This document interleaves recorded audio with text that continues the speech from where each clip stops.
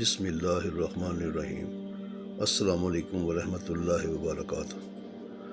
حضرت شمعیل علیہ السلام کو اللہ نے نبی بنا کر بھیجا۔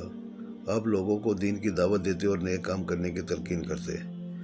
آپ تورات کے حافظ تھے۔ بنی اسرائیل کے بہت سے لوگ آپ علیہ السلام پر ایمان لے آئے اور آپ علیہ السلام کی تعلیمات پر عمل کرنے لگے۔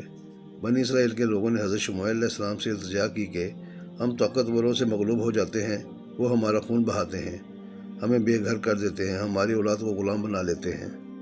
ہماری کمزوری سے فائدہ اٹھا کر عمالقہ ہم سے تابوت سکینہ چھین کر لے گئے، ہم کچھ نہ کر سکے۔ ہم چاہتے ہیں کہ ہمارے اندر اتنی طاقت پیدا ہو جائے کہ ہم ان سے تابوت سکینہ واپس لے آئیں۔ کافروں نے تابوت سکینہ کو لے جا کر بہت نقصان پہنچانا چاہا، لیکن کامیاب نہ ہو سکے۔ تابوت سکینہ کی تعریف یہ ہے کہ اس تابوت میں تورات کے علاوہ حضرت موسیٰ علیہ السلام، حضرت ہارون علیہ السلام کے تبرکات تھے، اس لیے اسے مقدس اثاثہ سمجھا جاتا تھا۔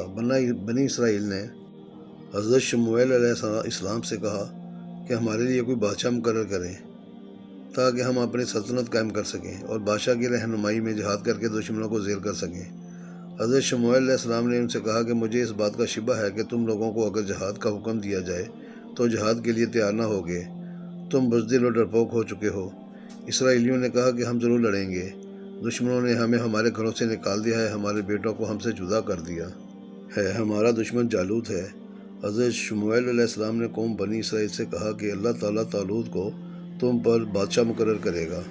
اسرائیلیوں نے کہا کہ طالوت تو غریب ہے اور معمولی آدمی ہے، ہمارے پاس دولت بھی ہے اور عزت بھی ہے، طالوت کو ہم پر کس طرح بادشاہ مقرر کیا جائے گا؟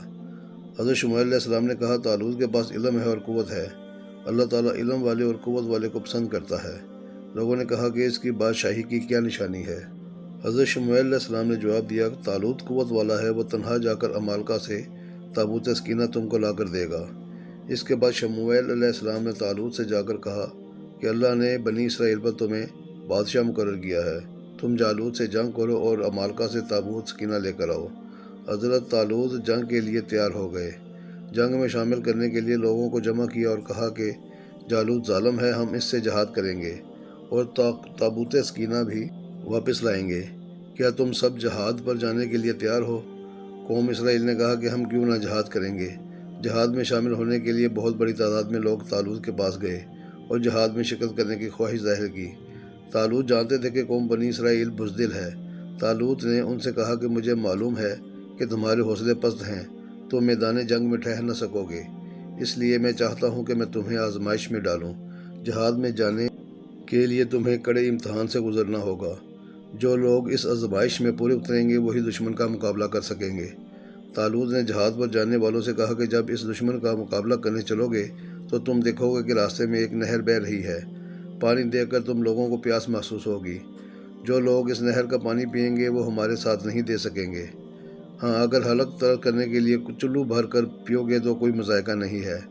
چنانچہ طالوت کی شرط کو سن کر بہت سے لوگ حوصلہ ہار گئے اور واپس لوٹ گئے۔ جن لوگوں کا ایمان پختہ تھا وہ طالوت کے ساتھ روانہ ہوئے۔ راستہ میں ایک نہر ملی، کچھ لوگ پیاس برداشت نہ کر سکے، وہ پیٹ بھر کر پانی پی گئے۔